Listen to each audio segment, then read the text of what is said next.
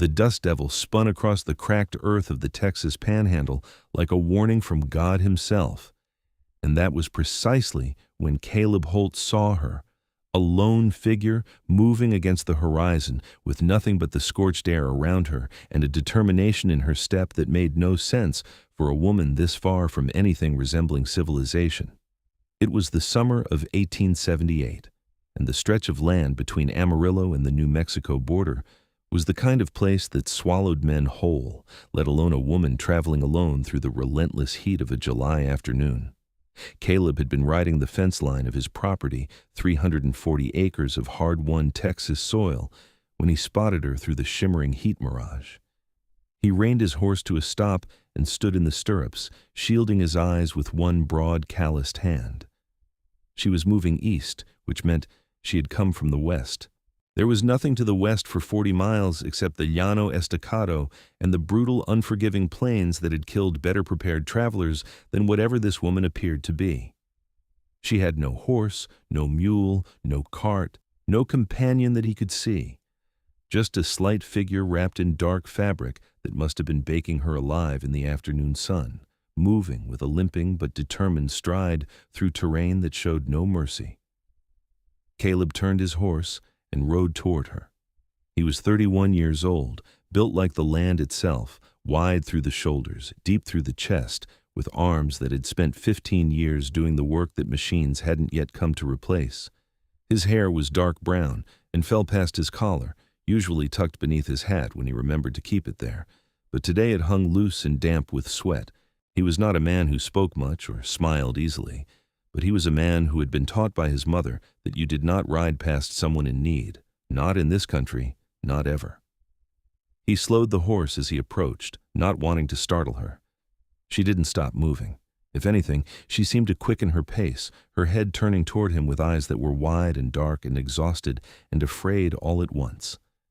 He pulled the horse to a walk and called out, "I'm not going to hurt you." She stopped. She turned to face him fully, and he got his first real look at her. She was perhaps 25 years old, though hardship had a way of adding years to a face, and he could have been wrong in either direction. Her skin was olive dark, burnished deeper by sun and wind, and her features were striking in a way that made him forget for a half-second what he had been about to say. Her dark eyes assessed him with an intelligence that cut right through the exhaustion in them. She was wearing a dark blue dress that had once been fine, but was now torn at the hem and crusted with dust to the knee. Her feet were wrapped in cloth strips instead of proper shoes, and the cloth was stained with dried blood. He dismounted before he consciously decided to. The horse stood quietly behind him as he took a step toward her and then stopped, keeping the distance between them respectful. "My name is Caleb Holt," he said. "I own the property north of here. How long have you been walking?" She stared at him. Her lips were cracked and pale with dehydration, and her chest was moving too fast with the effort of simply standing. Then she spoke, and her voice, despite everything, was steady. "Since yesterday morning?" The accent was there, something he had never heard in person but recognized in some vague way from descriptions. She'd been walking since yesterday morning. That was close to 30 hours in the Texas summer heat. He crossed the distance between them in 3 strides, reached into his saddlebag and pulled out his canteen. He held it out to her. "Drink slowly." She looked at the canteen, then at him, and he could see the internal war in her face, the desperate thirst fighting the deeper fear of accepting anything from a stranger in a land that had clearly already done her damage. "I'm not asking anything of you," he said quietly. "Drink." She took the canteen with both hands. They were shaking slightly. She drank in measured, careful sips that told him she had some experience with the care required to rehydrate safely, and he was surprised by that, filing it away. When she lowered the canteen, some color had already begun to return to her lips. She handed it back to him. "Thank you," she said. "Where are you headed?" he asked. "Amarillo," she said. "I was told there is a Syrian community there. A man from my village. He went ahead 2 years ago. His name is Yusef Haddad." Caleb nodded slowly. He had heard of Yusef Haddad. The man ran a dry goods store near the center of Amarillo and was known as an honest merchant. He tried to remember if he had heard of any family arriving or expected, and he could not. Amarillo is 38 miles east, Caleb said, on foot in this heat with no water. He stopped because he did not need to finish the sentence, and saying it out loud was not going to help either of them. I know, she said. There was no self-pity in it. It was just an acknowledgement of fact. What is your name? He asked. She met his eyes directly. There was something in the way she did it, not defiant, but careful, like she was measuring whether he deserved it. Layla, she said. Layla Aziz. Miss Aziz, he said, and he tried to pronounce it correctly and must have come close because something in her expression shifted almost imperceptibly toward something less guarded. I would like to take you to my ranch. You can rest, eat, get proper water and medical attention for your feet. Tomorrow I will take you to Amarillo myself. She was quiet for a moment. The wind moved across the plain and lifted the hem of her torn dress, and she looked out across the empty land, calculating something. You do not know me, she said. No, he agreed. Then why? He looked at her feet, at the blood-stained cloth wrappings, at the way she was holding herself absolutely still in order not to reveal the degree of pain she was in. Because you are a person, he said simply, and this country will kill you if you stay out here alone tonight. Another silence, longer this time. All right, she said quietly. He led the horse to a flat rock nearby and helped her mount, noting the sharp breath she drew when her weight came off her feet. He swung up behind her, keeping himself carefully on the back edge of the saddle so she had room, and turned the horse north toward the ranch. They rode in silence for a while. The land stretched out around them in all its brutal, beautiful indifference. The afternoon sun was beginning its long descent toward the western horizon, painting the sky in shades of copper and rose. How did you come to be out here alone? He asked eventually. She was quiet for long enough that he thought she might not answer. Then she said, I traveled from Syria with a merchant family from my village. They were going to California. We crossed from Mexico. I had a cousin in El Paso who was going to help me find Yusef, but the family I was with, they decided in Mexico that they were going north through New Mexico instead. They left me at the Rio Grande crossing with my bag. She paused. Someone stole the bag the first night I camped. Caleb processed this without speaking. She had crossed an international border alone, been abandoned by the people she was traveling with, and then had her only possessions stolen. And she had kept walking. How did you know to go east? He asked. The sun, she said, and one man at a water pump 2 days ago. He spoke a little Arabic. He pointed and said Amarillo. She had navigated 30-odd miles of the Texas panhandle with the sun and a pointed finger. He found himself looking at the back of her head with something that was not quite admiration yet, because he didn't know her, but was the first movement toward it. The ranch came into view as the sun touched the horizon. It was not an impressive homestead by Eastern standards, a main house of stone and adobe, a barn, a stable, a smokehouse, a well with a good pump, and 340 acres of fenced land that Caleb had spent 6 years improving from the raw land grant he had received. There was no woman's touch to any of it. He had built it for utility and survival, and it showed. His ranch hand, a weathered Mexican man of about 50 named Rodrigo, came out of the barn as they rode in and looked at the woman on the horse without a word. Rodrigo, Caleb said as he dismounted, would you heat water for a bath, please, and see if there is anything in the medicine box for feet? Rodrigo nodded once and disappeared back into the barn. He had been with Caleb for 4 years and had long since learned that questions were less useful than action. Caleb helped Layla down from the horse, and when her feet touched the ground, he heard the sharp intake of breath she was trying to suppress. He made a decision without thinking about it too hard and offered his arm. She looked at it for a moment, then took it, and he walked her slowly to the main house and through the door.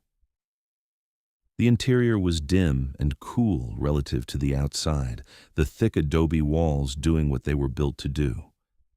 There was a fireplace, a table, 2 chairs, a washstand, and a narrow passage that led to 2 rooms at the back, his bedroom and a smaller room he used for storage.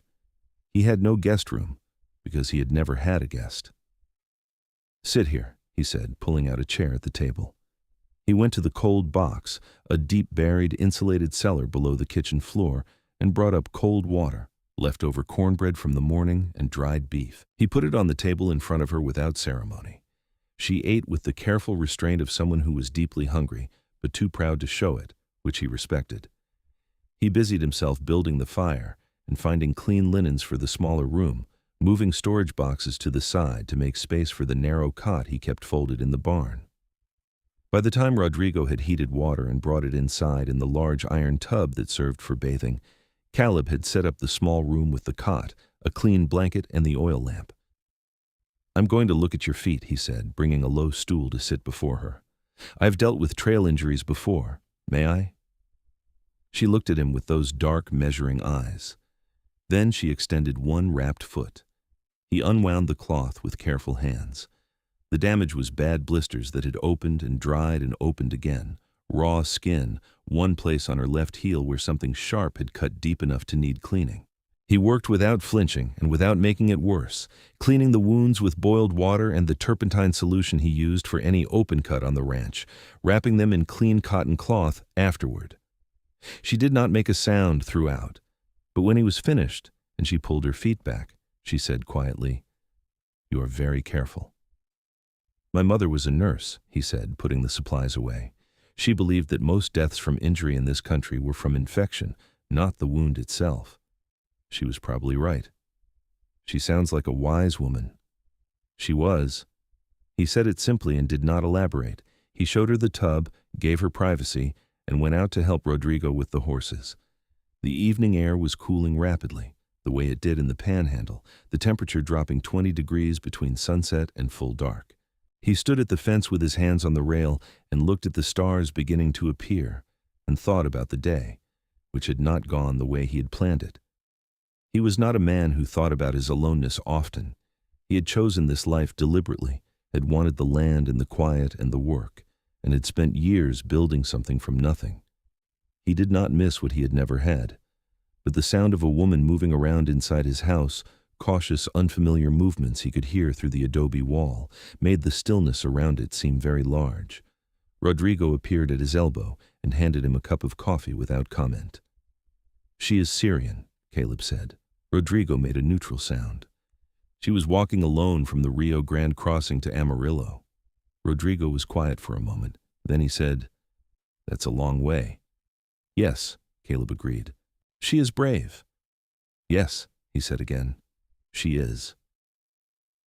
He took Layla's supper in on a tray after she had bathed and settled, knocking and waiting until she said to come in. She was sitting on the cot in the clean dress she had apparently kept hidden somewhere in her clothing darker blue than the ruined one, wrinkled but whole, with her hair braided down over one shoulder and her bandaged feet stretched out before her. The exhaustion was still in her face, but it had softened into something more human, less desperate. He set the tray down on the trunk he had pushed against the wall as a makeshift table, beans, salt pork, more cornbread, and a cup of chicory coffee. "I am sorry it is not more," he said. "It is more than I have had in days," she said, and it was not a complaint, just a fact. He turned to leave. "Mr. Holt," she said. He stopped. "Thank you, truly." He nodded once, the way he nodded when words felt like too much, and pulled the door closed behind him. He did not sleep well that night, not from any unease about the situation, but from something he did not entirely have a name for. A low, persistent awareness of another presence in the house, as if his whole nervous system had recalibrated to account for her. In the morning, he rose before dawn, as was his habit, and had coffee and cornmeal mush ready when she appeared in the kitchen doorway at first light. She moved more easily now, the wrapping on her feet supporting the worst of the damage, and she had rebraided her hair and looked in the pale early light startlingly alive. "Good morning," he said. "Good morning," she replied. She stood in the doorway for a moment, and he noticed she was taking in the ranch through the window, the barn, the open land, the pale rose sky over the eastern edge of the property. "This is your land," she said, more to herself than to him. "All of it that you can see to the south fence," he said. "North runs another 150 acres to the creek." She turned to look at him. "You built all of this yourself?" Rodrigo helped. He poured a second cup of coffee and set it at the opposite end of the table. "Sit. Eat." She sat. She wrapped both hands around the cup, and he noticed she took her coffee without sugar. He'd put the sugar jar on the table, and he filed that away too, the way he was apparently filing everything about her. They ate in a silence that was not uncomfortable, which surprised him. "Tell me about Syria," he said, because he genuinely wanted to know and did not know how else to ask. She looked up from her bowl. Something moved through her expression. Not sadness exactly, but the kind of careful handling that came with things that were precious and painful at once. "What do you want to know?" "Whatever you want to tell me." She was quiet for a moment, and then she said, "I'm from a village in the mountains north of Damascus. We grew apricots. My father had orchards." She paused. "He died 2 years ago, my mother the year before, when there was nothing left to stay for, and Yusef had written that there was work and land in Texas." "You came," he said. "I came," she agreed. "Alone," he said, not as a judgment, just a continuation. "I was not supposed to be alone," she said, and he heard the edge of something in it. Not bitterness exactly, but its close relative. "The merchant family, Ibrahim Malouf and his wife and their sons, they said they would get me to my cousin. They did not." Caleb looked at her across the table. "They left you at the river." "Yes." He wanted to say several things about Ibrahim Malouf and his family, and what he thought of people who abandoned a woman alone at a border crossing in a foreign country, but none of it would have been helpful to say, so he kept it behind his teeth. "How old are you?" he asked instead. 26, she said. "You?" 31. He was oddly pleased she had asked back. He finished his coffee, pushed back his chair, and said, "We will leave for Amarillo after the morning work is done. I need to see to the animals first and let Rodrigo know he is in charge for the day. We should be in town by early afternoon." She nodded, and then, to his surprise, she said, "Can I help? With the morning work?" He looked at her bandaged feet. "Not with my feet," she said quickly. "Something I can do sitting or standing still. I do not like to be idle." He thought about it and said, "Come to the kitchen garden then. There are beans to be sorted." She followed him outside into the early morning air, which was still cool enough to feel like a mercy, and sat on the low stone wall beside the kitchen garden and sorted beans with quick, practiced fingers while he worked the pump and checked the fence and fed the horses, watching her from across the yard, in between tasks without meaning to. She had an economy of movement that spoke of a practical upbringing. No wasted motion, no fuss. She sat straight even after everything she had been through, and she hummed something low and quiet under her breath, a melody he did not recognize, that floated across the yard and settled somewhere inside him that he could not immediately locate. Rodrigo passed by with a wheelbarrow, glanced at Layla on the wall, and gave Caleb a look that communicated a great deal without saying anything at all. Caleb pretended not to see it. The ride to Amarillo took most of the morning.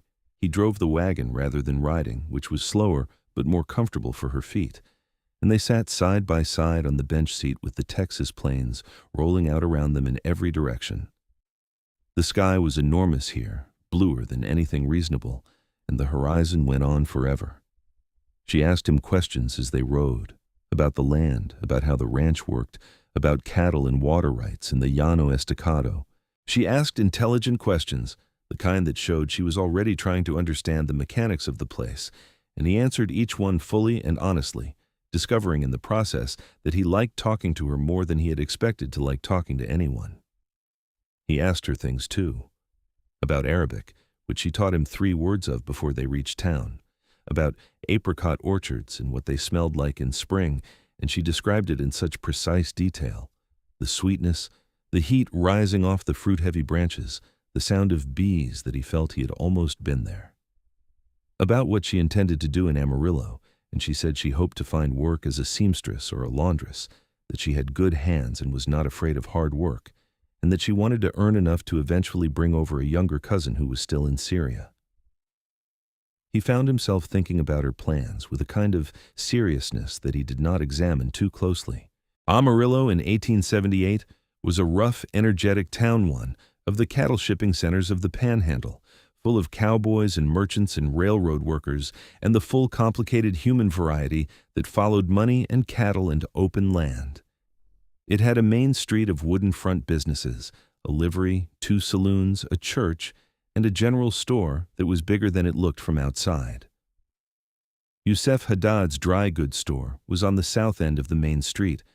It was identifiable by the Arabic script on a small wooden sign above the English lettering of the name, and by the smell of spices that drifted out into the street and stopped Layla mid-step. She stood for a moment on the sidewalk outside the door and pressed one hand flat against her sternum, and he saw her close her eyes briefly. He did not rush her. When she opened them, they were wet, and she blinked the moisture back with a small, defiant motion of her jaw and pushed through the door. The reunion between Layla and Yusef Haddad was not a quiet one. Yusef, a compact, dark-eyed man of about 40, with a mustache and the rapid-speaking energy of a man who had not had family nearby in 2 years, came around the counter so fast he nearly knocked over a display of canned goods.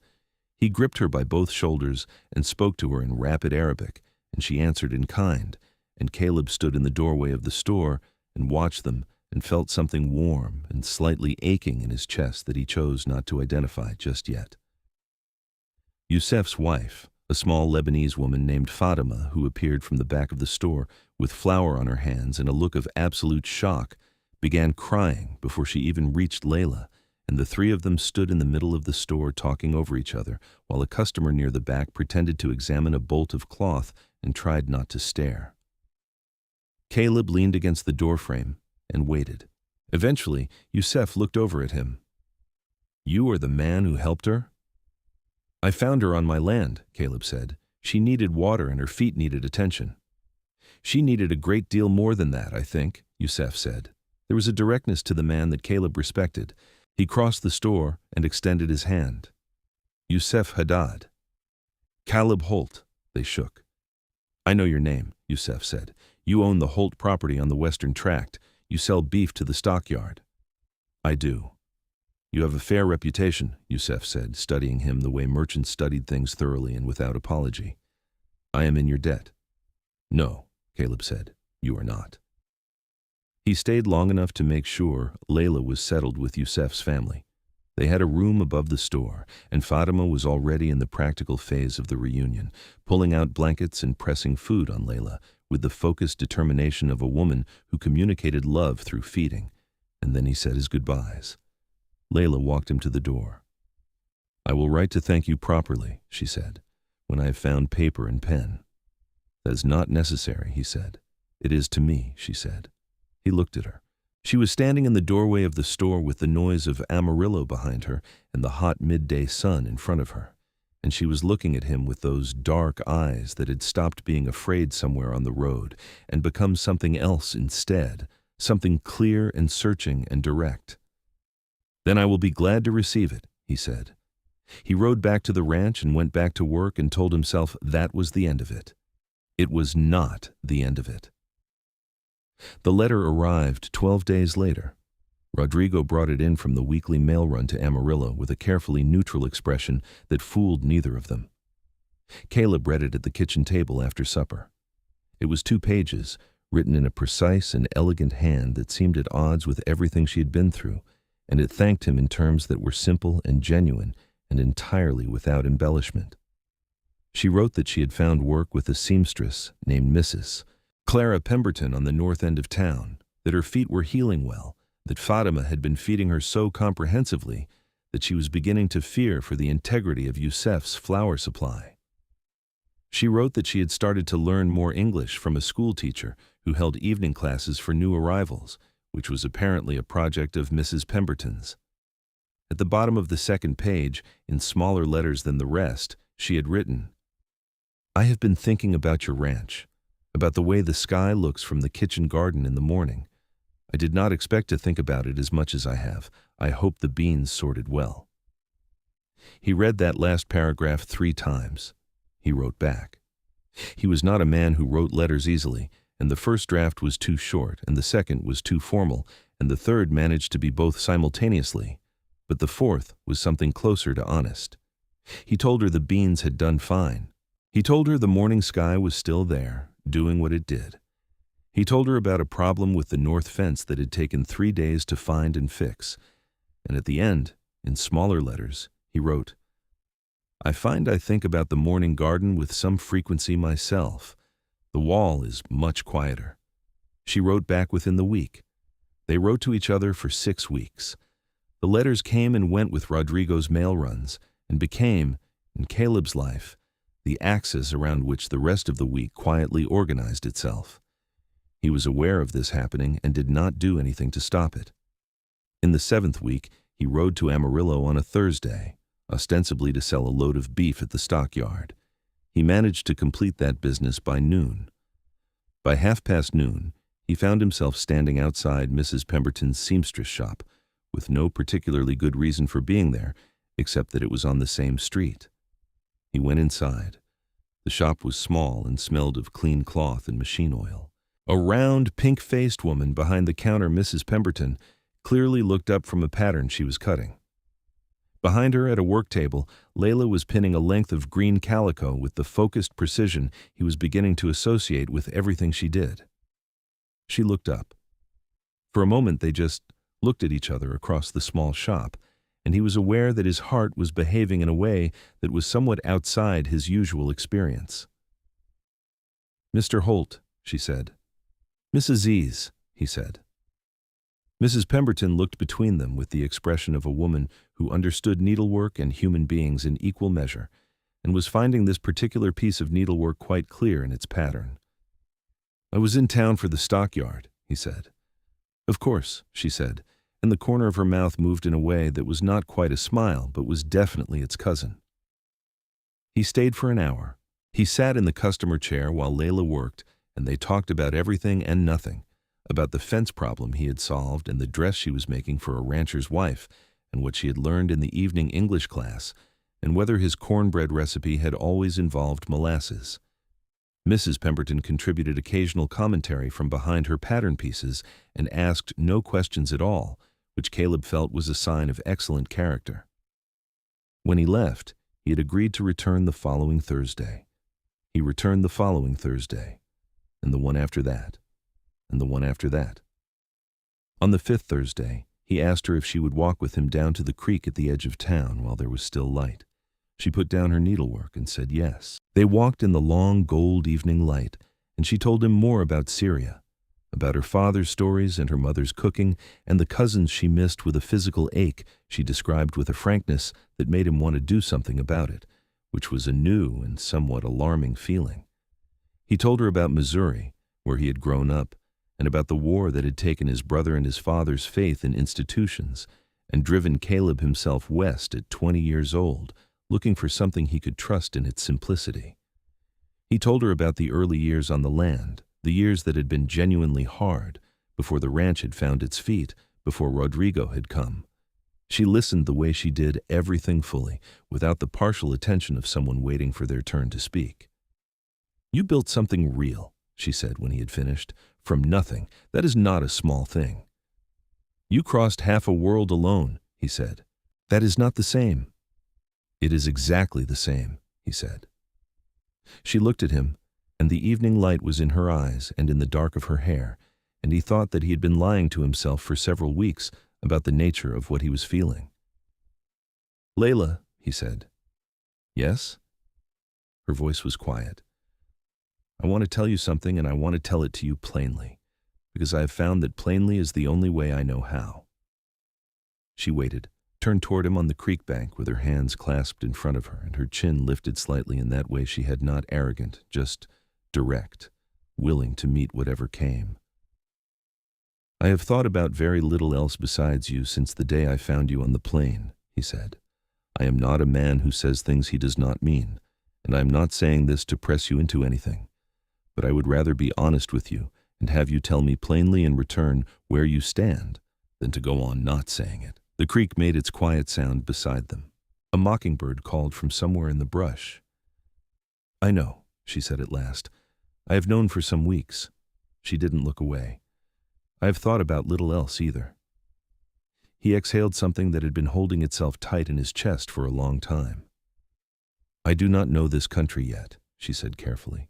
"I do not know the rules well enough, what is safe and what is not for a woman in my position." "I know them," he said. "I can tell you any that matter." The position of a Syrian woman and an American rancher, she began. Is no one's business but ours, he said, with a certainty in his voice that he meant. She looked at him for a long moment, then the corner of her mouth moved again, and this time it completed the journey all the way to a smile, and it was the first full smile he had seen from her, and it did something to him that he suspected was permanent. All right, Caleb Holt, she said. He walked her back to Yusef's store as the first stars were appearing, and at the door he held her hand for a moment, just her fingers in his, and then let it go and rode home in the dark and did not try to sleep for a long time. The weeks that followed were the best of Caleb's adult life, which was a fact so simple and enormous that it took him a while to absorb it.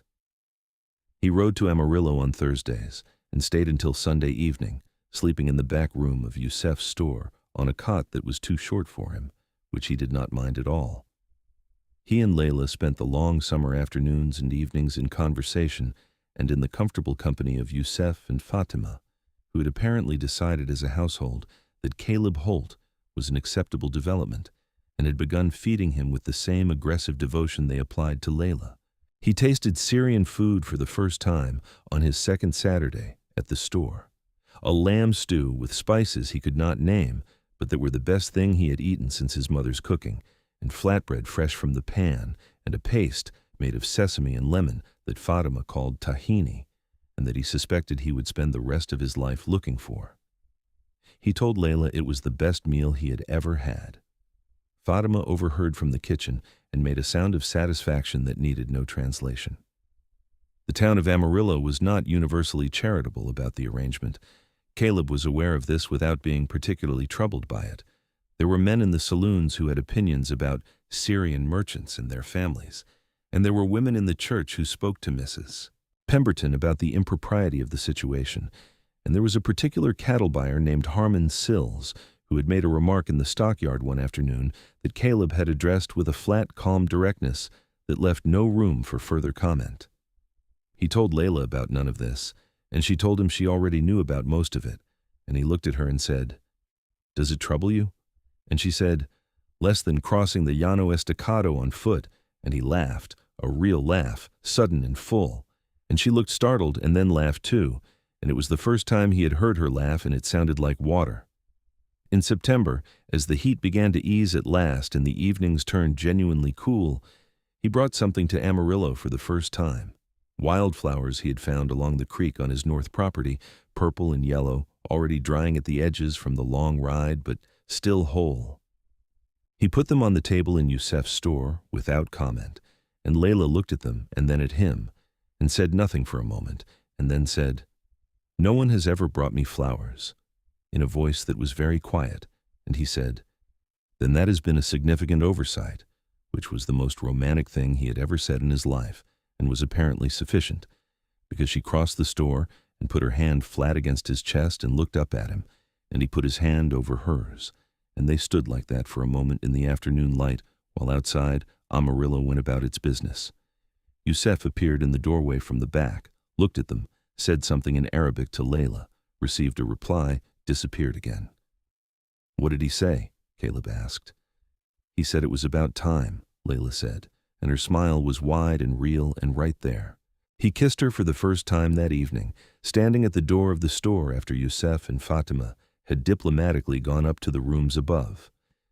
It was not a rushed kiss or an uncertain one.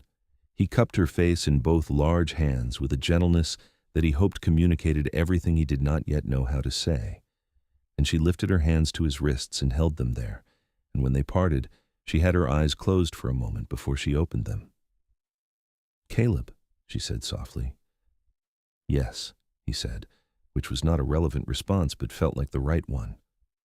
She put her forehead against his chest and he wrapped his arms around her, and they stood in the doorway of a dry goods store on the south end of Amarillo's main street in the first cool dark of a September evening, and he thought, "This is the most important moment of my life so far." He proposed to her on a Wednesday in early October. He had thought about how to do it for 3 weeks and had discarded every plan he had come up with and settled, finally, on honesty, which was the only thing he had ever been genuinely good at. He rode to Amarillo on Wednesday instead of Thursday, which was unusual enough that Layla looked up from her work at Mrs. Pemberton's with an immediate alert attention. "Is something wrong?" she asked. "No," he said. "I need to talk to you." Mrs. Pemberton vacated the shop with the efficiency of a woman who had been anticipating this for weeks. He stood across the work table from Layla, who was still holding a pair of scissors, and he said, "I want to marry you. I'm asking you plainly, because that is the only way I know, and because you deserve the plainness. I want you to be my wife, and I want to build a life on the ranch with you, and I want to be the man who makes sure you never have to cross any more plains alone. I do not have a ring yet. I will get you one if you say yes, but I did not want to wait any longer to ask." She was completely still for a moment. The scissors rested in her hand. The afternoon light came through the shop window and lay across the work table between them.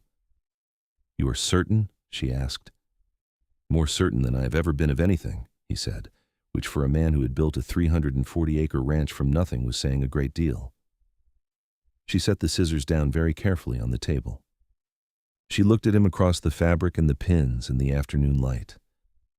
"In Syria," she said slowly, "when a man asked for a woman, there were traditions, meetings of families, agreements." "I know," he said.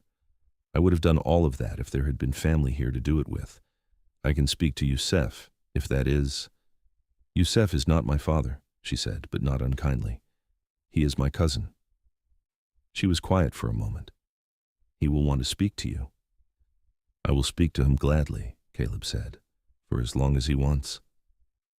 She came around the work table. She stopped in front of him, looked up at him. He was significantly taller, and she had to tilt her chin, which she did without any appearance of feeling diminished by the physical fact of it, and she put one hand flat against his chest again, over his heart. "Yes," she said. He exhaled. He took her hand from his chest and held it in both of his.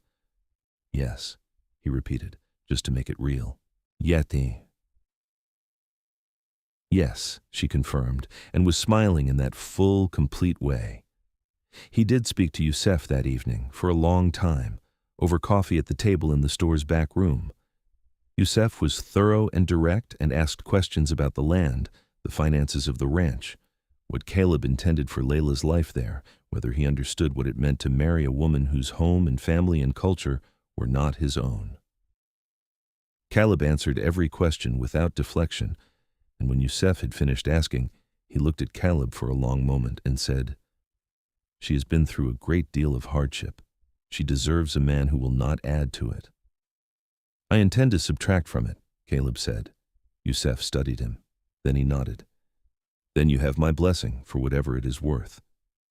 "It is worth a great deal," Caleb said honestly. The wedding was in November, which was cool and bright, and as good a time as any in the Texas panhandle. Fatima made Layla a dress from ivory silk that she had been keeping in a chest for an occasion she considered worthy, and it was simple and perfect, and Layla wore her dark hair loose under a light veil that Fatima cried over for 20 minutes before attaching. The ceremony was in the church, a compromise that satisfied neither the minister, who was uncertain about the whole affair, nor Yusef, who had wanted a proper Syrian celebration, but satisfied Layla and Caleb, who had agreed between them that what mattered was the intention rather than the ceremony, and had saved their actual vows for a quiet moment alone after the official proceedings. Caleb stood at the front of the church in his good suit, which Rodrigo had pressed with a seriousness of purpose that suggested he understood the gravity of the occasion, and watched Layla walk toward him on Yusef's arm, and had to focus very carefully on maintaining his composure. She reached him, and Yusef released her arm, and she looked up at Caleb with those dark eyes that had seen a great deal of hardship, and had, against all reasonable odds, found their way to this church in Amarillo, Texas, in November of 1878. "Hello," she said very quietly, just for him. "Hello," he said back. The minister said the words. They said the words. He put a ring on her finger, a simple band of gold that he had bought in Amarillo the week before, and she looked at it on her hand with an expression that he would carry inside him for the rest of his life. And when it was done, and the small gathering of Yusef's family and a few of Caleb's acquaintances had applauded, and Mrs. Pemberton had produced a cake that no one had asked her to make, and that was extremely good, Caleb took Layla's hand and held it and did not let it go. Fatima had prepared a wedding supper at the store that was comprehensive enough to feed a much larger gathering and involved no fewer than 8 dishes, all of which Caleb ate with the sincere enthusiasm that Fatima had apparently decided was the clearest possible indication of good character. They stayed that night at the hotel, the one good hotel in Amarillo, which Caleb had booked for the purpose, and drove back to the ranch the next morning in the wagon, with the cold air moving across the plains and Layla sitting beside him with her hand through his arm and her head on his shoulder. He showed her the ranch properly, all of it, that afternoon. They walked the fence lines, and he showed her the North Creek and the South Pasture and the place where the soil was deep enough for a real kitchen garden in the spring, and she asked questions about everything with the same focused intelligence she brought to everything, and he answered them with a pleasure that he kept recognizing as new and then recognizing as already familiar. In the kitchen that evening, she said, "I want to cook," and he gave her the kitchen without hesitation. She produced, from the pantry supplies he had, a meal of such fundamental transformation that the same ingredients he had been making into adequate but monotonous food for 6 years became something entirely different, and he sat at the kitchen table and ate it, and felt like a man who had been living in a house for years without realizing it had a second story. "How did you do that with beans?" he asked. She smiled. "My mother taught me," she said. That night, in the bedroom that was now theirs, she lay in the dark with her head on his chest, and he held her with both arms and felt the weight of her, there real and warm and present, and thought that he had spent a decade building 340 acres of land and had not understood until this moment what he had been building it for. She was quiet for a while, and then she said, "I want to tell you something." "Tell me," he said. "When I was walking across that plain," she said, "the second day, when my feet were very bad and the water was gone, I thought about turning around, going back. I did not know where back was exactly, but the idea of going forward was very hard." "What made you keep going?" he asked. "I'd come too far to stop," she said simply. "And I thought, if I stop here, I die. And I'm not ready to die. I still have things I want to do." He held her tighter. "I'm glad you kept going," he said. She turned her face against his chest. "So am I," she said. Winter settled over the panhandle in December with its usual sudden efficiency, the temperature dropping hard, and the wind coming down from the north with nothing to stop it for 1,000 miles. The ranch in winter was a different animal, smaller, more interior, focused on the mechanics of keeping everything alive through the cold. Caleb went about it with the practiced competence of a man who had done it before, and Layla learned the rhythms of it quickly, which did not surprise him. She surprised him in other ways. He had not expected the depth of her curiosity about the land, about cattle, about the trade of ranching, about every practical system on the property. She was not content to manage the house, though she managed it well and transformed it from a place of functional utility to somewhere that was actually comfortable in ways he had not noticed he was missing. She wanted to understand the whole operation, and she asked questions at supper and on the evening walks they took around the property when the cold permitted, and he found himself explaining things to her that he had never explained to anyone, discovering as he did so that she had ideas and observations that were genuinely useful. In January, she suggested a change to the way he was managing the winter feed that would reduce waste by 1/3. He implemented it, and she was right. In February, she started a kitchen garden plan for spring that was 3 times the size of what he had been growing and included vegetables he had never tried to grow in the panhandle. He doubted some of it. She proved him wrong on most of it. Rodrigo, whose skepticism about most developments was broad and reliable, had within 2 months of Layla's arrival at the ranch shifted to a position that could only be described as devoted. He fixed things in the house without being asked. He brought firewood in greater quantities than before. He began showing up at kitchen meals on the grounds that he had been helping with something nearby, a transparent fiction that no one challenged because the alternative was sending him away, which was unthinkable. In March, Layla told Caleb she was going to teach herself to ride. He said he would teach her. She said that was different, and he said it was not, and she said they were going to argue about this, and he said it appeared so, and they argued about it in the kitchen with the window full of the first pale March light, and then she capitulated with a gracefulness that he recognized as being a choice rather than a defeat, and they shook hands on it like a business agreement. He taught her on his most patient horse, a large bay named Sergeant, who had the temperament of a very old grandfather and the sense to compensate for a beginning rider's uncertainty. Layla was determined and not easily discouraged, and within 3 weeks she could manage a slow canter, and by April she was riding the south fence line with him on the morning checks. "I did not think it would feel like this," she said one morning, standing in the stirrups to look out over the plain. "Like what?" he asked. "Like you are part of the land," she said, "like you are moving with it instead of across it." He looked at her on the horse against the spring sky, her dark hair loose under her hat, her cheeks bright with the cool air, looking out over his land, their land, with those dark eyes that had been afraid once and were not afraid anymore, and felt a love so enormous it was almost uncomfortable, the way the biggest things are. "Yeah." "Yes," he said. "That is exactly what it feels like."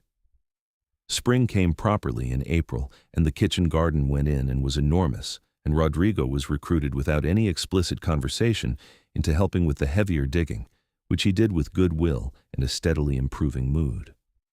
The land responded well. The soil near the house was better than Layla had expected, and worse only in the places she had predicted it would be, which led to a rearrangement of the planning plan that she managed with a confidence that impressed even herself. Letters came from Youssef and Fatima with regularity, and from Mrs. Pemberton, and occasionally now from Syria Layla's young cousin Nadia, whose letters were long and full of news about the village and the apricot harvest and the neighbors, and which Layla read at the kitchen table with her chin in her hand, and a complicated expression that Caleb had learned to read as homesickness, doing battle with contentment. He sat across from her one evening in April while she read one of these letters, and when she put it down he said, "What would it take to bring Nadia here?" She looked up. "What?" "Your cousin, Nadia. What would it take to bring her here?" She stared at him. "That is Caleb. That would cost the passage from Syria through Europe to New York, and then the train." "I know it would cost," he said. "Tell me what it would cost." She stared at him for another moment, and then she got up and came around the table and sat down next to him and said, "Why are you doing this?" "Because you said once that you wanted to bring her here, because you miss your family, because—" He stopped, and then said the simpler true thing, "Because I want to." She put her hand on the side of his face. She had been doing this, occasionally reaching up to his face or his jaw with a quiet deliberateness, as if she was confirming his presence, and it always stopped him completely. "You are a very good man, Caleb Holt," she said. "I am a man who married very well," he said. She laughed, that water sound, the one he had been collecting for months, and kissed him, and they sat at the kitchen table in the April evening and planned what it would take to bring Nadia from Syria. And by the time Rodrigo knocked at the door to report that the north fence had a problem, they had a realistic timeline, and Layla had begun drafting a letter to Nadia in Arabic that covered 3 pages before she was satisfied with it. In May, Layla told him she was pregnant. She told him at the kitchen table after supper with the directness that characterized everything she did, sat across from him, waited until he had put his coffee cup down, and said, "I'm going to have a baby." He looked at her. The evening light was coming through the window behind her. He felt something move through him that was too large for his chest. "When?" he managed. "November, I think," she said. "Maybe December?" He stood up from the table, came around it, and crouched down in front of her chair so he was at her level, and took both her hands in his. "Are you all right?" "I'm very well," she said. Her eyes were bright. "I am happy, Caleb." "I am," he started, and then could not find the right word in any of the 2 languages between them. He shook his head slightly. "I cannot find the word for it." "I know," she said. "Neither can I." He put his forehead down against their joined hands and stayed there for a moment, and she put one hand on top of his head, and they stayed like that in the kitchen while the last light faded outside and the panhandle wind moved quietly around the house. The summer of 1879 passed in a different quality of time than any that had preceded it. The ranch work continued. It was a good cattle year, the grass coming in thick, and Caleb's reputation at the stockyard was solid enough that he was fielding interest from a neighboring rancher about a joint grazing agreement that would benefit them both. He rode the fence lines and worked the cattle and fixed things and planned things and did all the practical work of a working ranch, and came home each evening to a house that smelled of cooking and had music in it. Layla had acquired a small oud from Youssef, a traditional Arab string instrument, and played in the evenings with a skill she had clearly had for years, and the sound of it drifting out of the house across the evening yard was unlike anything Caleb had ever heard on the Texas plains. Her pregnancy progressed without major difficulty, which he was grateful for and tried not to take for granted, knowing enough about frontier medicine to understand how much could go wrong. Fatima came down from Amarillo twice to stay for extended periods, which were both functionally helpful and a source of great entertainment, as Fatima's views on everything from cattle management to wallpaper were comprehensive and strongly held. Youssef came with her on the second visit and spent 3 days looking over the ranch with the eye of a businessman and asking questions about the land and the finances that were probing and precise, and that Caleb answered fully and without reservation. On the last evening, sitting outside after supper, Youssef said, "The land is good. You have built it well." And then, after a pause, "She is happy. I can see it." "I hope so," Caleb said. "I know my cousin," Youssef said. "She is happy." He looked out over the dark plain. "When she left Syria, I was afraid for her. I did not know this country is hard on people who are not from here. It has been hard on me in ways I did not expect." Caleb nodded. "But she found—" Youssef gestured with his coffee cup indicating the ranch, the land, something larger than both. "This, you." He was quiet for a moment. "She deserves it." "She does," Caleb said. "She deserves a great deal more than I can give her." Youssef looked at him. "What she deserves," he said, "is exactly what she has. Someone who sees her clearly and values what he sees." He stood up, stretching. "That is rarer than land." The letter from Nadia arrived in August. She had received the money Caleb had sent through Youssef's network of contacts, and she was coming.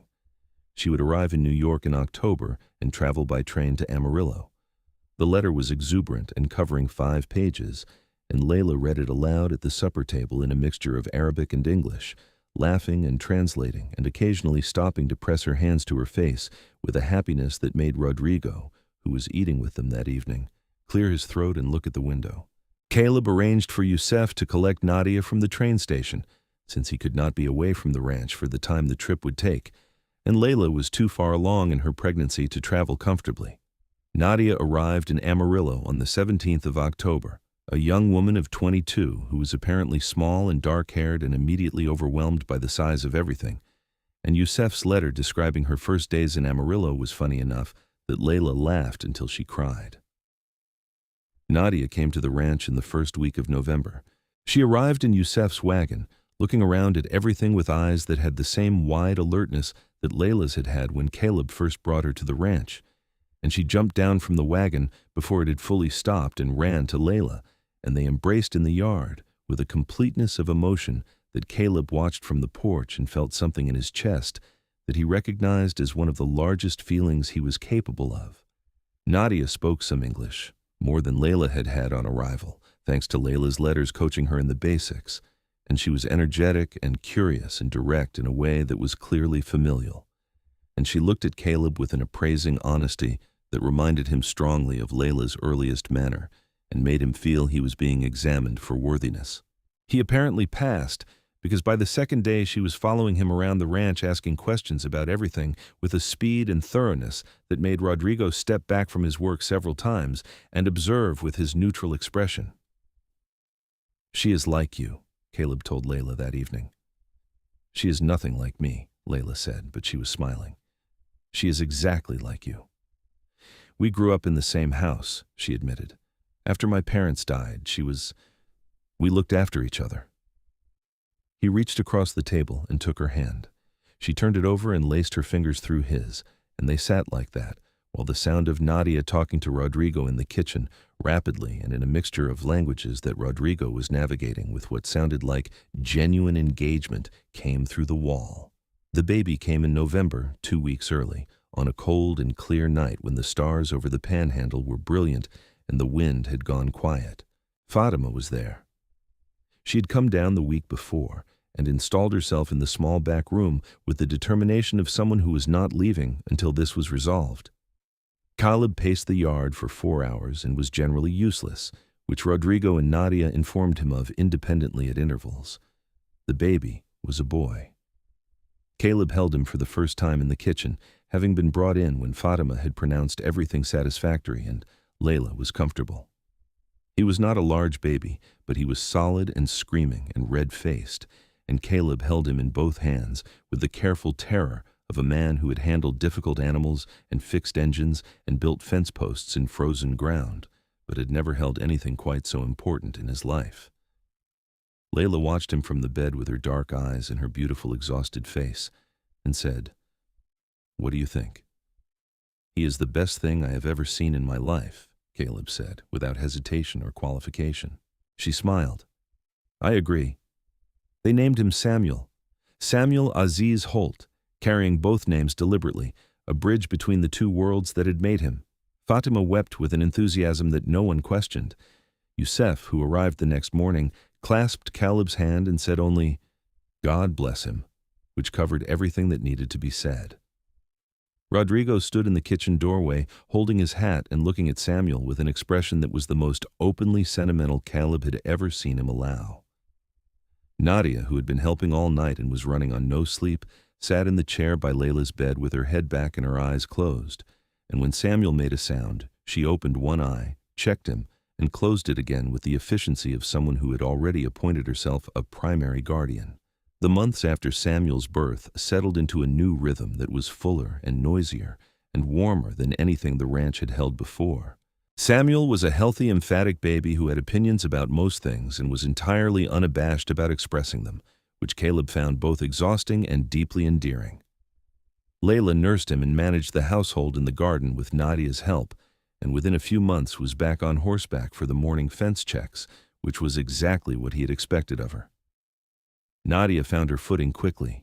She had her cousin's practicality and more than her cousin's talent for language.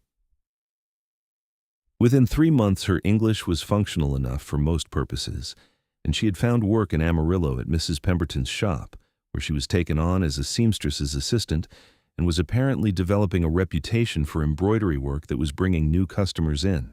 She rode the 10 miles between the ranch and Amarillo several times a week on a small brown mare that Caleb had bought her against her protests, and her presence in the household had become so natural within a few months that it was difficult to remember the time before it. The deed that changed everything came about in early spring of 1880. Caleb had been working with the county land office on a survey of the ranch property, a technical formality that the increased settlement in the area had made necessary to establish clear legal boundaries that could not be challenged. In the process of this work, the land assessor, a precise, bespectacled man named Mr. Tillman, had discovered a complication. The western 40 acres of the ranch, the most fertile strip running along the creek, had been included in Caleb's original land grant, but was technically under an unresolved claim from a prior applicant who had defaulted on the original homestead requirements.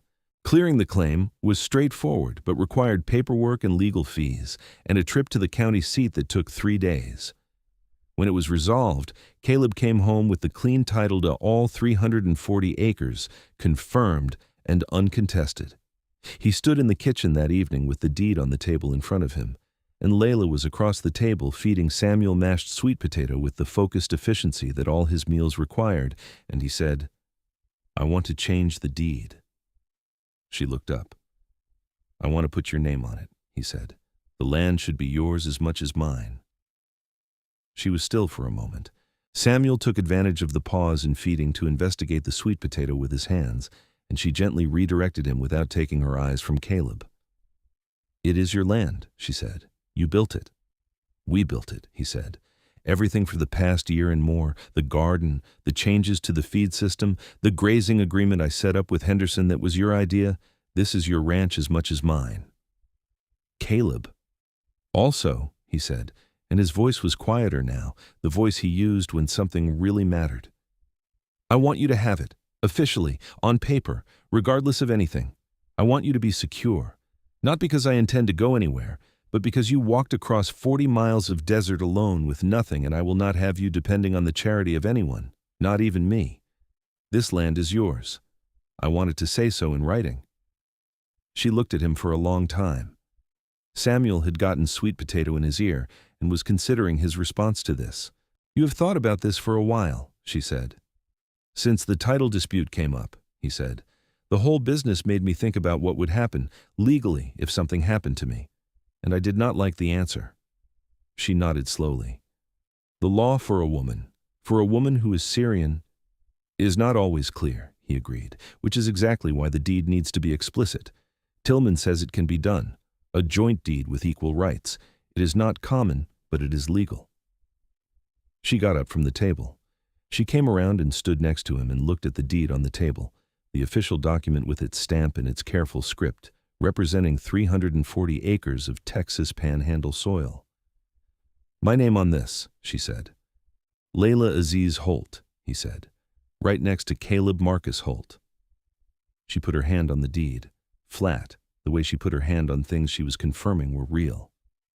All right, she said. All right, he said. Yes, she said. All right. He had Tillman draw up the revised deed the following week, and it was signed and witnessed and recorded with the county, and when he brought the copy home and put it in the document box that lived on the shelf above the fireplace, Layla stood and looked at it for a moment, just a moment, before she closed the box and put it back on the shelf, and turned around and kissed him with a completeness and directness that made him forget every word he knew in any language. They were standing in the kitchen when she pulled back and looked at him. I want to tell you something, she said. Tell me, he said. When I was at the river at the crossing and the Malouf family had gone and I had nothing, and I was standing at the edge of that water not knowing if I could even make it to the next water source, I thought about all the things I would not have, would not see, would not do. She paused, choosing words. I thought about the apricot orchards and whether I would ever see trees like that again, and I thought, I do not know what is ahead, but I'm going forward. She met his eyes. I did not know it would be this. I did not imagine something like this was possible. He held her face in both hands, the way he had the first time he kissed her, and looked at her in the spring light of the kitchen, with Samuel babbling at the table behind them and the sound of Nadia singing something in Arabic in the garden outside, and said, Neither did I. The years that followed on the Holt ranch were good years, the kind of years that build on each other steadily and become the foundation of a life. The ranch grew, not dramatically, not through any sudden luck, but through the slow accumulation of good decisions and hard work and the particular quality of attention that came from two people who understood the land as a shared responsibility.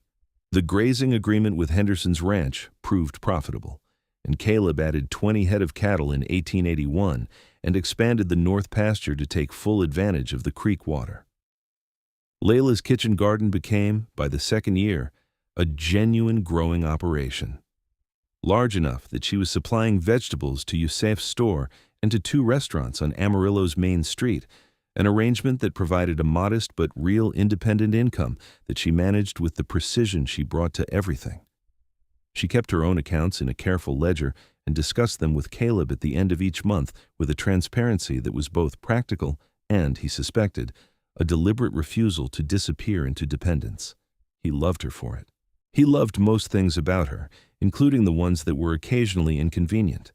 She was not a woman who agreed with him reflexively. They argued about things, the cattle management occasionally, and the question of whether to build a second barn before or after improving the main house, and once at considerable length about the appropriate level of intervention when a neighbor was visibly mismanaging his property in ways that were going to hurt him in winter. She argued the way she did everything directly, with logic, and without personal cruelty. He won about half the arguments. She was right about most of the rest. It made the ranch better.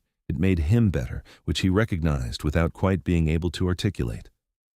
Nadia had her own love story, which unfolded in Amarillo at a pace that seemed slow to everyone watching it, and fast to her. A young carpenter named Thomas Reyes who did work for several of the merchants on Main Street, including Youssef, had been making reasons to be near Mrs. Pemberton's shop for a remarkably long time before Nadia finally looked up from her embroidery one afternoon and said in very clear English, "If you want to speak to me, you can simply speak to me."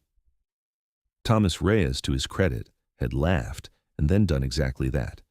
Youssef vetted him with the same thoroughness he had applied to Caleb, and Thomas, who was 24, steady and genuinely kind, apparently passed by similar standards. They married in the spring of 1882 in the Amarillo church, and Layla cried at the wedding in a way she had not cried at her own, which Caleb observed from the pew beside her and found entirely appropriate. Thomas and Nadia eventually settled in Amarillo, where Thomas built up his carpentry business and Nadia continued her embroidery work, which had by this point achieved a local reputation that brought orders from as far as Fort Worth. In the winter of 1882, Samuel, now nearly 3 and moving through the world with the focused energy of a person who had identified most of the ranch's features as personal property, was joined by a brother. They named him James Thomas Holt, the middle name for Thomas Reyes, who had by this point become so thoroughly integrated into the family that it seemed appropriate. James was louder than Samuel from the first hour and remained so with consistency, and the house that had once been silent except for wind accommodated the new level of noise with the equanimity of thick adobe walls.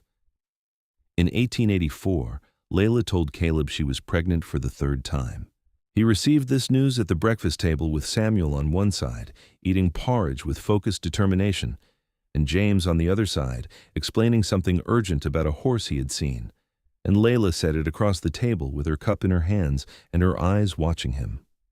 "Good," he said, and then, because good was not sufficient, "I am—" And again the word would not come in either language, and she smiled the way she smiled when that happened, the understanding smile, the smile that had been recognizing him for 6 years now. "I know," she said. The 3rd child was a girl. They named her Hannah, the Arabic word for happiness, which Layla had proposed and Caleb had agreed to without a moment's hesitation, and she arrived in the summer and was, from the beginning, a different personality from her brothers, quieter, more observant, with dark eyes that moved around the room with a steadiness that made Caleb feel she was already cataloging everything. "She looks like you," Caleb told Layla on the first night, when everyone else had gone and they were alone in the bedroom with Hannah in the cradle Caleb had built from cedar. "She has your eyes," Layla said. He looked at the baby. "No," he said, "she has yours." They argued about this gently for a while, which was one of their better arguments. The ranch in the mid-1880s was a property of real substance. The land was productive, the cattle healthy, the garden so extensive and well-managed that Caleb had hired a second hand, a young man named Will, who had come through looking for work and stayed because Layla fed him, and Rodrigo decided he was acceptable to help with the expanded operation. The house had been added to, a proper guest room built from stone that matched the original structure, a covered porch on the south side where the evenings were spent in the warm months, a second kitchen garden bed that Layla had designed and that grew things that no one else in the county was growing and that created a steady stream of curiosity and visitors. Layla had become, in the years since her arrival in Amarillo, a figure of some significance in the Syrian community that had gradually formed there, small but real, centered around Youssef's store and the evening language classes that had evolved into a proper community gathering. There were other Syrian families in Amarillo now, the Nassers, who had come from Beirut and ran the bakery, and the Khalil family, who had come with connections to the dry goods trade, and a handful of others who had arrived through networks of correspondence and word of mouth. Layla was the one among them who had been longest in the territory, and whose life on the ranch outside town represented something particular, an integration that preserved rather than surrendered identity. She cooked Syrian food and Texas food, and things that were neither and both simultaneously. She played her oud on summer evenings, and Caleb had, over the years, learned enough to pick out simple melodies on the instrument when she was not using it, which she found both touching and technically catastrophic. She taught her children Arabic and English with equal seriousness and read to them in both languages, and told them about Syrian mountains and Texas plains as if they were both equally theirs, which they were. Samuel, who was 7 in 1884, was his father's child in the physical sense, already broad through the shoulders, with the beginning of his father's wide chest, and a quietness in him that was watchful and intelligent, but had his mother's eyes and his mother's precision with words. He had decided he wanted to be a rancher, and was apprenticing Rodrigo with a seriousness of purpose that Rodrigo acknowledged with gruff approval. James was everyone's child, loud and social and interested in everything. His father's size and his mother's relentlessness combined in a package that moved through the world at volume, and had already announced that he intended to either run a business or run for Congress, which Caleb considered equally plausible. Hannah was 3 years old and had begun talking in full sentences in 2 languages and showed no indication of slowing down. One evening in the late summer of 1884, with Samuel and James asleep in their room and Hannah in her cradle and Rodrigo and Will at the bunkhouse in the ranch settled into its night sounds, Caleb and Layla sat on the south porch in the warm dark. The stars were out in their Texas abundance, the horizon flat and wide and silver at the edges with the moon. The oud lay on the table beside Layla's chair, and the cup of coffee between them was going cold in the pleasant way that meant neither of them wanted to move to refill it. "Do you remember what I told you?" she said, "about standing at the river?" "Yes," he said. He always remembered everything she told him. "About thinking about the apricots," she said, "whether I would ever see trees like that again." "Yes." She was quiet for a moment, looking out over the land. "Yusef has apricot trees now," she said. 3 of them. He planted them in the yard behind the store. They fruited for the first time this spring. He knew this. He had been there when she saw them for the first time, standing in Yusef's backyard with her hand over her mouth and her eyes bright, touching the bark of the nearest tree with 2 fingers. "They are not the same as the ones at home," she said. "The soil is different, the air. The fruit is a different shape." "Is that all right?" he asked. She turned to look at him. "Yes," she said. "It is all right." She reached over and put her hand on his, there on the arm of his chair. "Some things are different and still good. I have learned this." He turned his hand over and held hers. The panhandle wind moved across the property, carrying with it the smell of grass and coming autumn and the particular clean emptiness of land that stretched for a very long distance. Somewhere out in the dark, an owl called once and went quiet. "Caleb," she said. "Yes?" "I want to tell you something, and I want to tell it to you plainly," she said, and she was using his phrasing from that evening at the creek 6 years ago, deliberately, and he knew it and felt it exactly. "Tell me," he said. "I love this life," she said. "I love this land. I love our children and Nadia and Yusef and Rodrigo, and I love the mornings in the garden and the evenings on this porch and the way you look at the property when you think no one can see you." She paused. "And I love you. Very much. With everything I have." He looked at her in the starlight. Her dark hair was loose around her shoulders. Her eyes were as direct and searching as they had been on a cracked plane in the summer heat 7 years ago.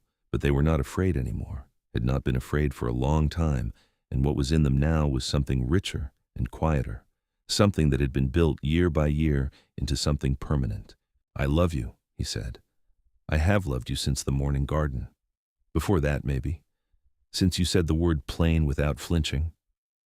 She laughed, the water sound, always the water sound, and leaned across the space between the chairs and kissed him, and he put his arm around her and she settled against his side, and they sat together in the warm dark of the Texas summer while the stars continued their ancient business overhead. Inside the house, Hannah made a small sound in her sleep and was quiet again. Inside the house, behind the closed door of the boys' room, Samuel turned over and said something brief and unintelligible and went back to sleep. Inside the house, on the shelf above the fireplace, the document box held the deed Layla Aziz Holt and Caleb Marcus Holt, joint owners of 340 acres of Potter County, Texas, recorded and confirmed, equal and legal.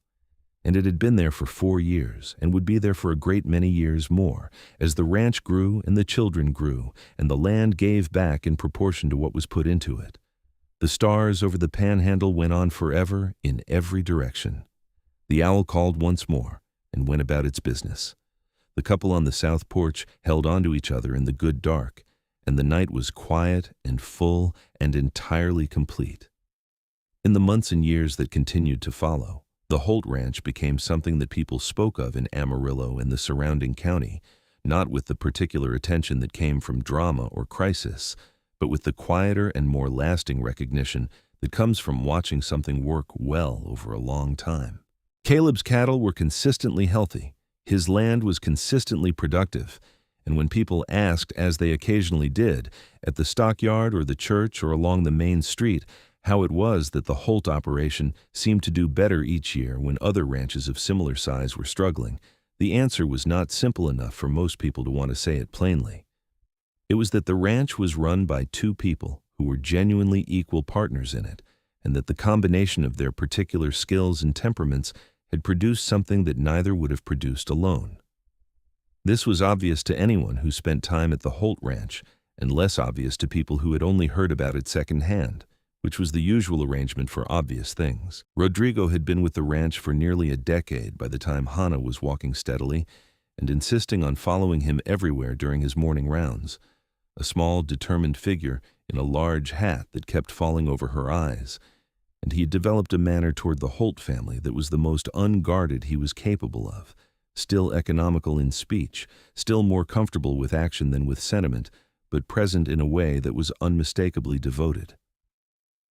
When Samuel, at 8 years old, asked him with the directness of a child why he had stayed at the ranch so long when he could have moved on, Rodrigo had thought about it for a moment and said, "Because this is where good work is done," which was as complete an answer as he had ever given to anything. Will, the younger hand, had turned out to be reliable and careful and had a gift with the horses that earned him Caleb's full trust within the first year. He was from Tennessee originally, had come west for the usual reasons: opportunity, the need for space, the particular draw of the frontier that was already beginning to fade by the 1880s as the railroads and the law and the weight of civilization came in from the east.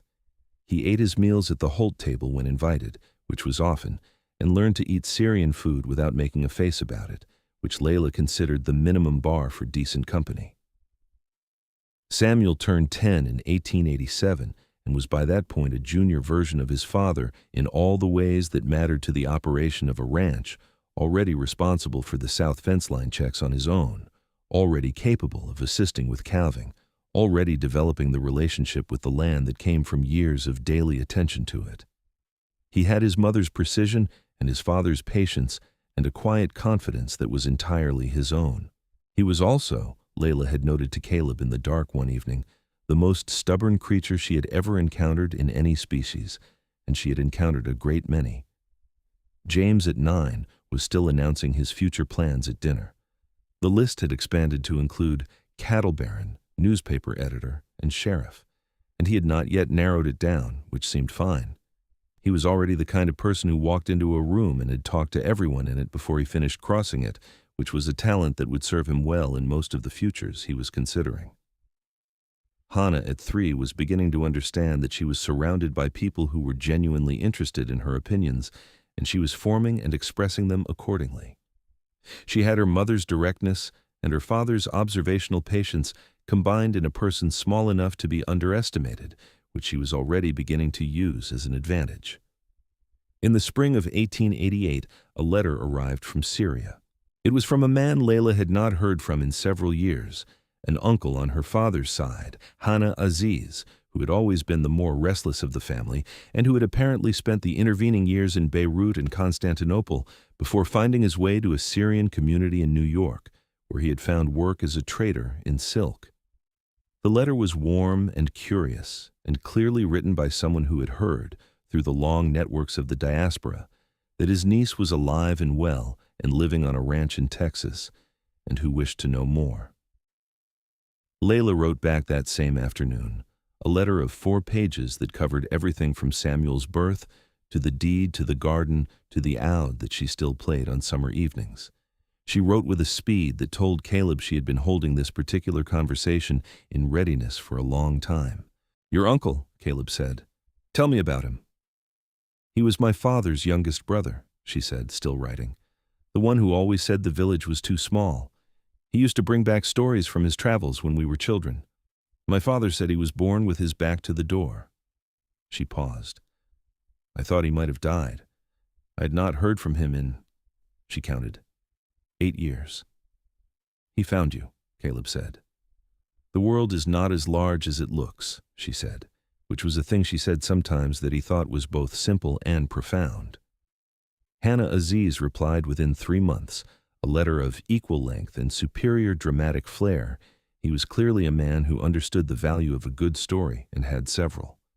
He wrote that he wished to visit Texas, that he had never seen Texas and intended to remedy this, and that he was bringing gifts. He arrived in Amarillo in August of 1888, a compact and elegant man of 55, with a gray-streaked beard and the clothes of a successful merchant and the eyes of someone who had seen a great deal of the world and found it interesting rather than overwhelming. He stepped off the train and looked around at Amarillo with an expression of alert curiosity that reminded Caleb forcibly of Layla on her first morning at the ranch, and when he saw Layla herself, he opened his arms and she walked into them, and he held her, the way family holds people they have lost and found, with the particular fierce gratitude of someone who knows the value of what is there. Caleb shook his hand afterward, and Hannah Aziz looked up at him. Caleb was a head taller and said in accented but clear English, "So you are the man who gave my niece a deed." "She earned it," Caleb said. Hannah Aziz studied him. "Youssef wrote to me about you," he said. "He said you were a fair man." "He is charitable," Caleb said. "He is not," Hannah Aziz said. "He is very honest. It is his most inconvenient quality." But he was smiling as he said it. The visit lasted 2 weeks and was, by common consensus, one of the better 2 weeks the ranch had seen. Hannah Aziz was genuinely delightful company, full of stories and opinions and a dry humor that worked equally well in Arabic and in his English, which was better than he let on. And he was excellent with children in the way of people who have had long experience making things interesting for an audience. Samuel followed him around with the focused attention of a person recognizing a new type of adult.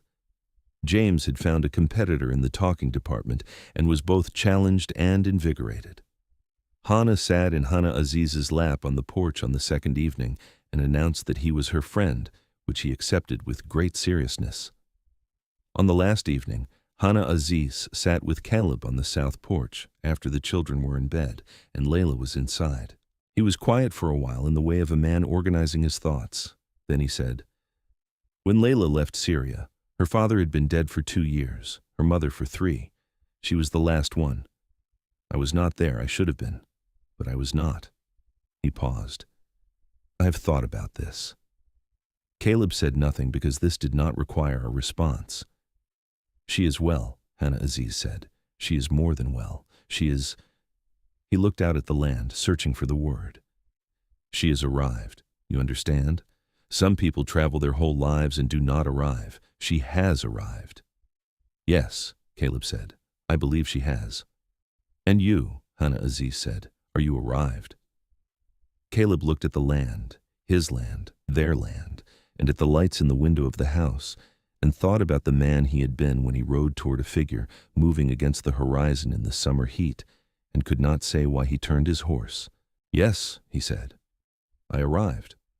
Hannah Aziz nodded slowly. "Good," he said. "Then I will not worry." He left the following morning on the train back to Amarillo, promising to return, which he did twice more in the years that followed, and the ranch held the shape of his visit for a long time afterward, the way a good fire leaves warmth in a room after the flame is gone.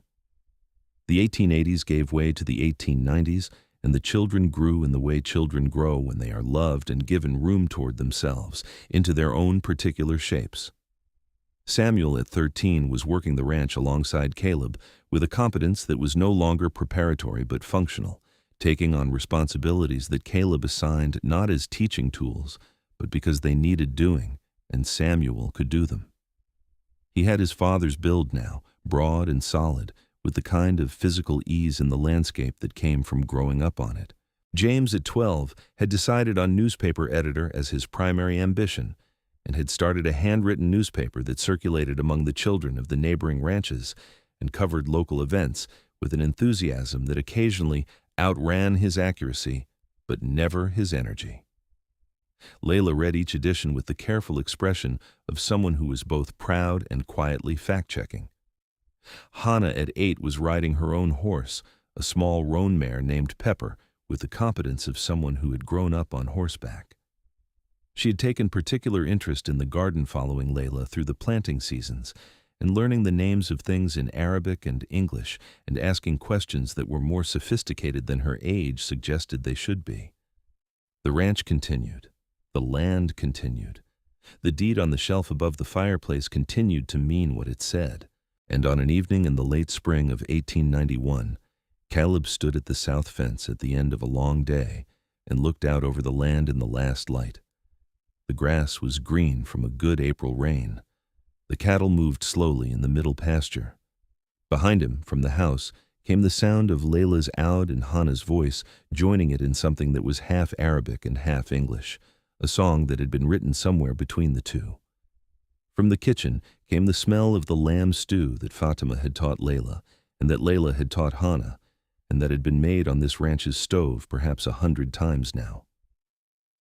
Rodrigo came and stood beside him in the way he had been doing for 15 years, comfortable and quiet. "Good day," Rodrigo said. "Good day," Caleb agreed. They stood and listened to the music in the evening and the sound of the land settling into the dark. "You know," Rodrigo said after a while, "when you rode home with her that first evening, I thought—" He stopped. Caleb looked at him. "What did you think?" Rodrigo was quiet for a moment, in the way he was when he was choosing words carefully, which was always. "I thought, that is a woman who knows the value of water." Caleb looked back at the land. "Yes," he said, "she does." "And a man should know the value of water too," Rodrigo said. "Yes," Caleb said again, "he should." The music from the house continued, drifting out into the cooling evening air, out across the fence and the grass and the long Texas plain, and it was both things at once. Syrian mountains and Texas soil, apricot orchards and cattle pasture, the old world and the new world, and the place where they had met and made something that was holy itself. He turned back toward the house. The lights were in the windows. The door was open against the warm evening. He walked home. He had been walking home to that particular house, that particular light, that particular music, for more than 12 years now. He hoped, and had no reason to doubt, that he would be walking home to it for a great many years more. Inside, Layla looked up from the oud when he came through the door and smiled. "Supper is ready," she said. "Good," he said. He came and sat at the table, and Samuel came in from the barn, and James came in from wherever James had been, talking before he cleared the doorway, and Hannah abandoned the oud to climb onto her chair with her usual efficiency, and Rodrigo appeared in the kitchen doorway, having been helping with something conveniently nearby, and Layla set the pot in the middle of the table and sat down across from Caleb. He looked at her across the table, across the food and the children and the noise and the life. She looked back at him with those dark eyes that had first looked at him across 40 miles of open plain with exhaustion and fear and a refusal to be defeated by either. He had given her water, and then a meal, and then a bed, and then a horse, and then his name, and eventually the deed to the land. She had given him in return everything. "Eat," she said, and the word carried everything she had never needed to say plainly, because she had already said it plainly years ago on a creek bank in the evening light. "Eat, be here, be mine, be home." "Yes," he said. He reached across the table and took her hand for one moment, just one moment, before the meal and the children and the long good evening of the rest of their lives. And she held it with the sureness of a woman who had walked across the hardest land in the world to find it. Then Samuel said something to James that required an immediate response, and Hannah spilled her water, and Rodrigo calmly produced a cloth from somewhere, and the supper began, and it was loud and warm and real, And the night settled over the Holt Ranch on the Texas Panhandle like a hand laid gently over something worth keeping. And outside, the stars came out in their thousands over the long, clean dark, and nothing was unfinished, and nothing was left undone, and the land held all of them equally in its flat and patient and endless embrace.